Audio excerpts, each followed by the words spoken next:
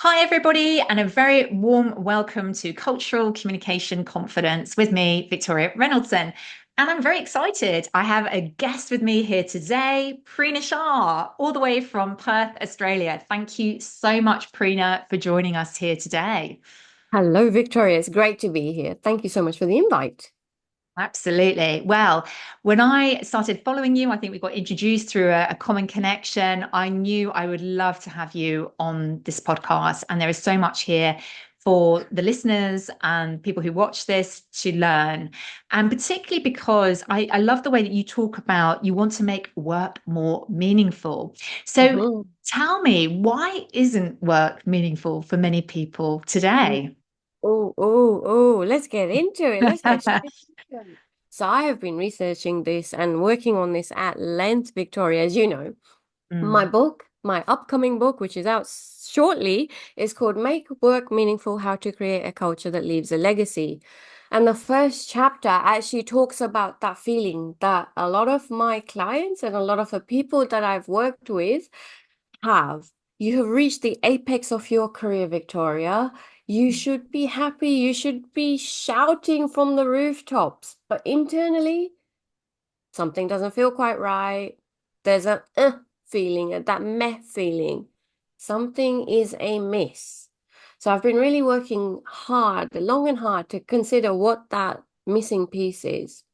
And from my perspective and from the work that I've done with my clients, it is the fact that people may be working from an ambitious perspective, but they haven't considered the meaning that they bring to the workplace, or that extra piece of the meaning of my work and why I am here today. So one of the things I really talk about in the book, and I ask people about, it's a really practical book, Victoria. In the first chapter, I cover all of this, and it's such a huge concept for all of us, right?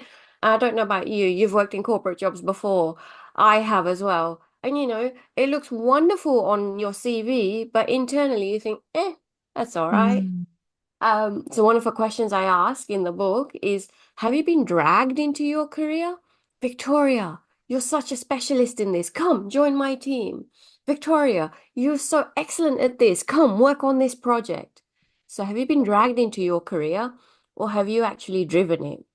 So one of the things that I find a lot when people don't feel right with their career and they don't feel that their work is meaningful, it's because they are not the architects of their career. Mm. I love That's that, not the architect. So it's really about the fact that sometimes careers happen by accident, even if somebody has achieved what looks like on paper amazing, amazing yeah, success. yeah. So what happens at that point then? Because obviously, what I recognize as well with some of the clients I work with, it's hard to walk away from that. You've achieved like the status. Perhaps it is about, some of the kudos that goes with that. Sometimes it's about Yes, the pay grade. yes. Some of it's about the satisfaction. Some of the work can be satisfying. But Oh then yeah. how do you move yourself forward from that? Because that must be, I mean, I suppose the million-dollar question, right? But how do you move yourself out of that? Because it can be feel like Um, almost you've backed yourself into a corner. Like I can imagine for some people, and I know some of my clients do talk about this a bit.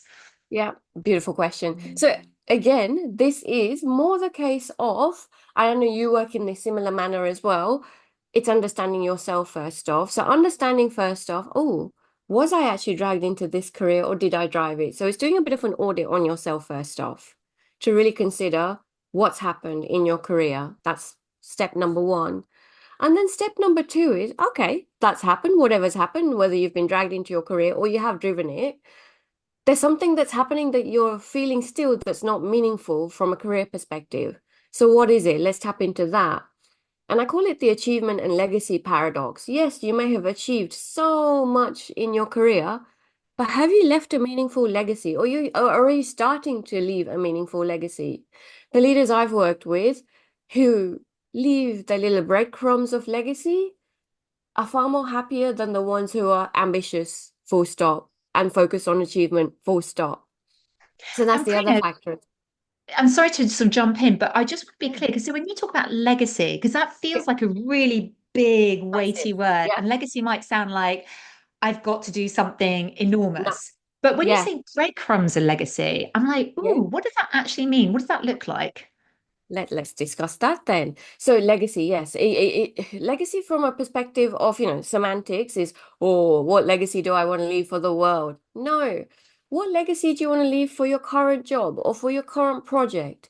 Victoria, it could be something as beautiful as I want to leave the team better off after I leave this job. I want this project to be a success. Or it could be, I want, trying to think out loud now.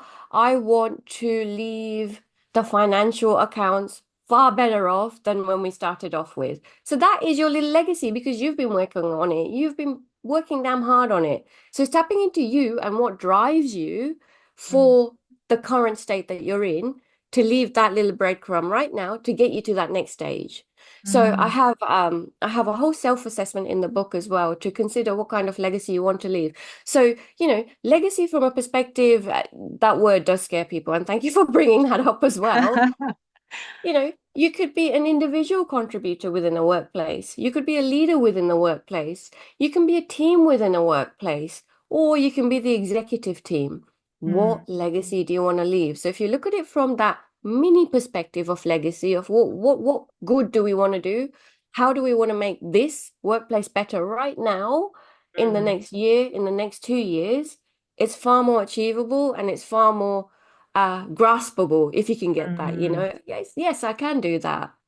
I love that idea. And I think for me, that's really interesting because there are so many different takes and it depends on what motivates you, right? So for Yes, some people, that is about exactly. financials, commercial Yeah, benefits, legacy that they want to create. For yeah, others, it might be about the team spirit or what they want to introduce into organizational culture to make the difference, make the legacy, right? yeah, absolutely, absolutely. And it is different for every single one of us.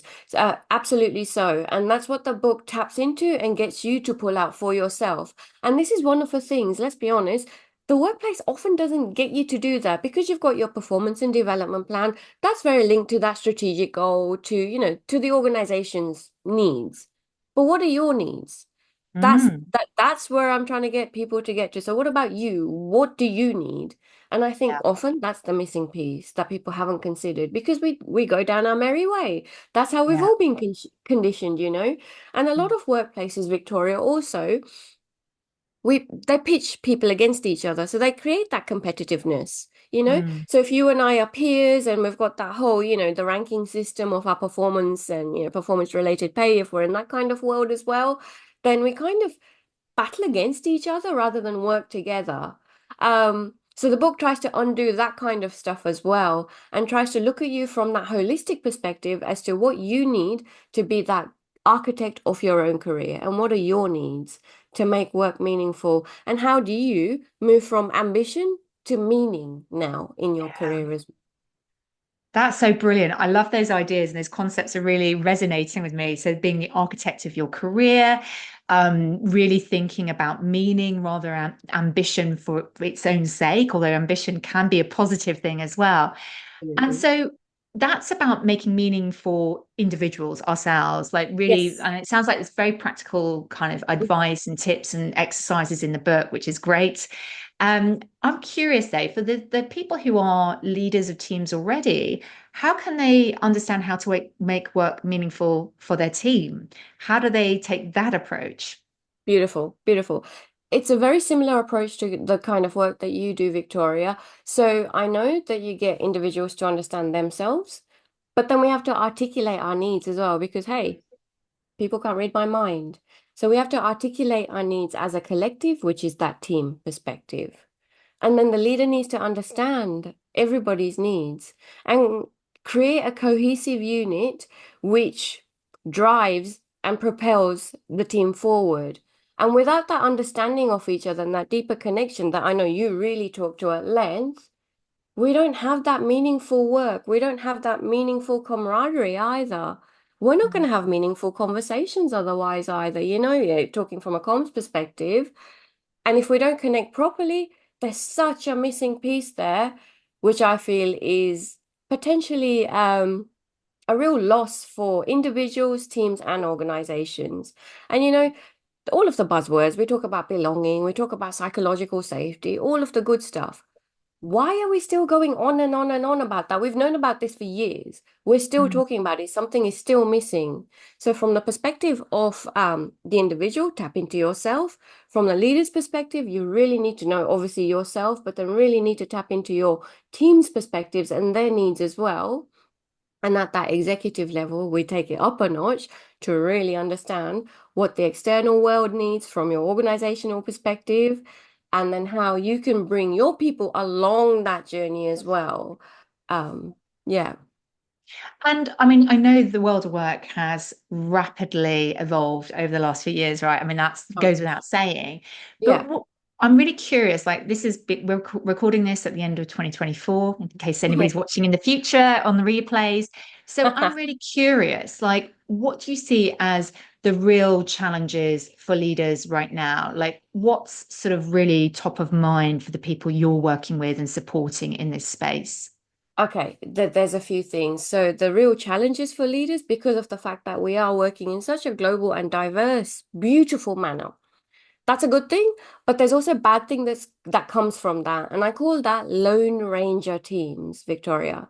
So, I am based in Australia, you're based in London, we're in the same team, but we don't work as one. We're not unified as one. I do my thing, you do your thing, we work separately, even though we're supposed to work under the one banner. And I know this is a quirk that so many leaders really come across as an issue in terms of, getting their team together. So that is a huge, huge problem for our leaders to get that cohesive unit and to get that one voice, I guess I could call it, from that team perspective as well. That's the huge missing piece from a leadership perspective.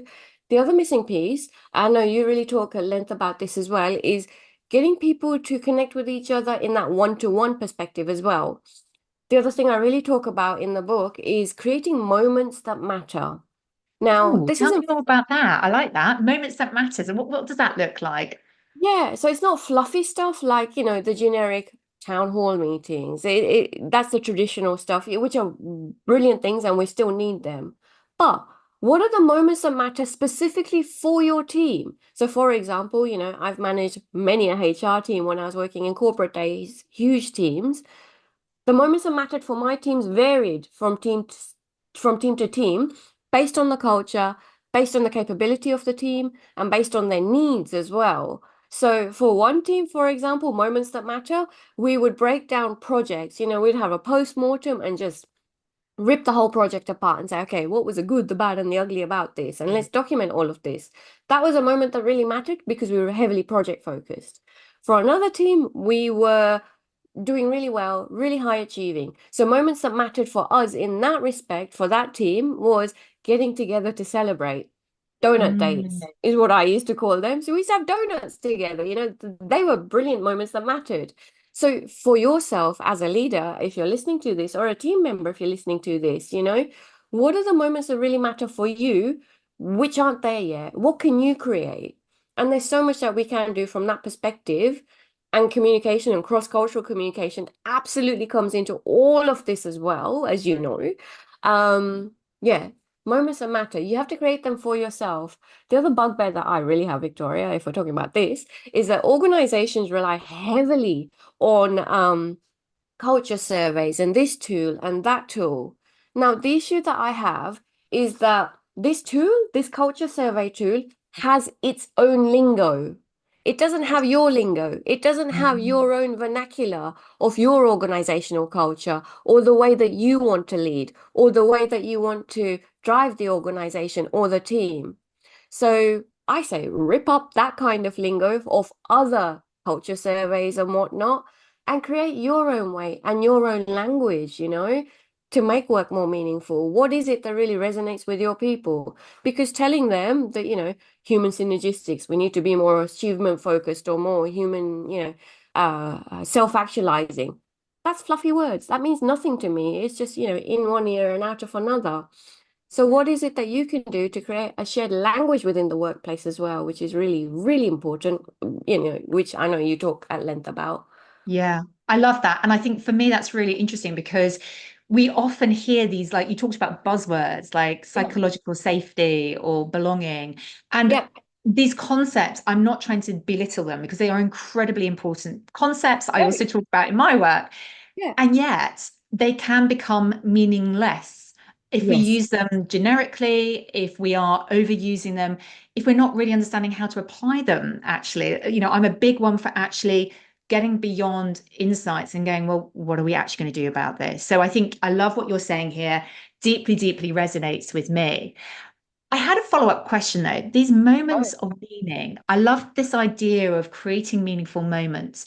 yeah. One of the big challenges I know that people listening to this will have is that they want to create this, but they're Yeah. just not in the same physical space in the same country as these people, other people. They're virtual. So what I think Yeah. about is in my old days, in my old career, we'd have team building days or team building Yep. activities.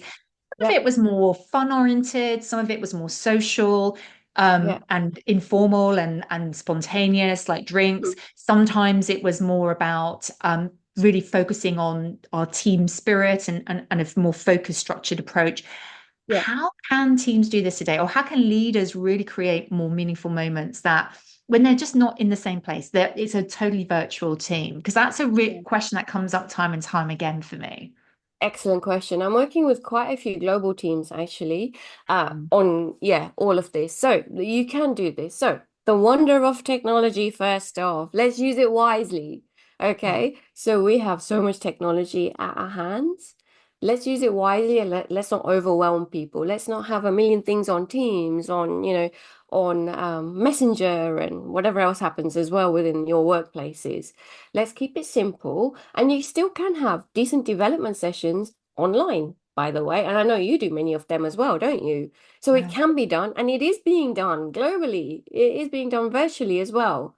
But with those sessions, you have to be far more pointed, I guess, as a facilitator to really get the best out of people. And from that perspective, Victoria, if we're talking about team development from an online perspective, if that's the way that, some teams do have to lead, then Mm. you have to have real engagement from the get-go. So the kind of things that I do Mm. as a facilitator is, especially yourself, Victoria, you might come across this as well. You're brought in like, who is this person? Who are they? So first off, I'll send a little video. Hey, I'm Prina. I'm going to be facilitating the session. Can you think about three things just to blah, blah, blah? So just warming people up first off, because we all think differently, we all talk differently, we all process information differently as well. That's Mm. the first thing. So if we're talking from an online perspective. And then there's so many conversations that you can have from an online perspective and team development perspective that is still really meaningful. So some of the things that I do, there's reflective activities that you can do as a team to really work out, what's worked well, what hasn't from everybody's perspective. And the leader of that session just shushes. They do not talk because we don't want their opinion first off, because that can really affect groupthink. So we really have to be careful with that. um Online, there's other fun things you can do. So many other teams that I work with have little WhatsApp chats that they do great things on. We can still celebrate people's birthdays, virtually, online. There's so many other things we can still do. One team I've got who I've been working with for a whole year, virtually, coming together in person next month. So I can't wait to see them as well. But all of this online work that we've been doing is going to be the culmination of the end session that we're going to have in Mm. person. So, Great. yeah, you can do it online or in person. Absolutely. So there's so many um, moments that matter that you can create. Absolutely so. And use technology for good and not for annoyance sake. Yeah, I love that. And I think it sounds like it's about being very creative, very Yeah. intentional, in fact, and how you mindfully create it. And actually, it's making sure that they still happen, I suppose, because I think that's the interesting Yes. thing. I think Good the point. thing I feel is that in the drive for getting things done, sometimes these things fall off the agenda. Yeah. Yeah, absolutely. So, the busy leader, oh, Victoria's in London, I'm in Perth. I don't have time for our one-to-one today. I'm so sorry. you know, Drop that little thing. That little thing can come and grow into a big thing, a bigger thing, a bigger thing. These moments of connection as well. So let's talk about one-to-ones. It is Mm. so important, especially if you're working globally, if you're working from a virtual perspective, we need to connect with that individual that we are reporting to. I still have my needs. I still have, all of the needs that I need to share with my leader. So Mm, communication from that leadership perspective is so different now, as you know, Victoria, mm. especially from that online perspective, because we have to connect now at such a different level if it's all online as well. Yeah, absolutely. I love these ideas, and thank you for sharing those. I think that that's some really useful practical ways that people can take away. So that's the current moment. I'm Yeah. really curious, like when you look forward then, so how do you see the future work evolving? What do you see coming up, or what's going to come in new that, leaders will really need to think about and consider? Great question. Okay. So one of the other things I've really been focusing on is organizational culture. So that's what I specialize in. And organizational culture from our current and historic perspective has been very cognitive based. Okay. Mm, Cognitive based in that X plus Y equals productivity and efficiency. Okay. We are not cogs in a wheel. No. The missing piece is bringing that emotive aspect to an organizational culture. How do we want people to think, to feel, to behave? That's where you really tap into the needs and the hearts and the minds of people. And communication is everything then, right? So we need to communicate even more effectively if that's what we're trying to do. Yeah, so the evolution of the workplace, I think, is moving from the cognitive understanding of organizational culture to make us money to the emotional understanding of organizational culture to make people feel connected, to ensure that people feel like they belong, to make sure that they truly contribute and can be themselves as well, and leave their legacy, whatever it might be, huge or mini, you know, yeah. so they And can wouldn't just, that be just an amazing question that a leader could ask all of their team? What is a legacy you want for yourself here? And actually, that is something we don't often consider. I think you're right. People think in quarters, in a year maximum yeah, about performance objectives, but legacy and what you want to leave, that's a really interesting concept, a really interesting concept. And I love how you're also thinking about, where does it go next? And mm, interestingly, you talked about, how do we want our people to feel? mm, Actually, that is one of the questions I ask when I'm helping people with communication. How do you want people to feel? Like, what's your intention? Not just the goal of what you want to say, but what's the right, intention behind it and the energy behind it? And that's the bit that we sometimes miss. We get so focused on words rather than yeah, what goes behind the words. Oh absolutely. my goodness, that's really, really fantastic. And one of the things I'm really curious about, obviously we met through LinkedIn, through mutual connections, and I've been following you for a little while, and I know you've been talking and reflecting quite a bit about what success looks like for you. Oh, And yeah. I know you had a sort of a milestone recently, lots going on, for example, the book launch. But, Yeah. that's a really interesting question. What does success look like? Is that part of legacy or is that something slightly different for you? Ooh, ooh, ooh, ooh. What a huge question and a brilliant question. So for me, success looks like, from my business perspective, I have two definitions. From my business perspective and all of the work that I'm doing, I want to ensure that I have a positive impact on finding positive ways to change a workplace. We spend more of our time during the waking day with our colleagues than we do with our loved ones. It has to be a good place to be. Why? That's because people take crappy jobs home. They take it to their families. They take it to their little communities.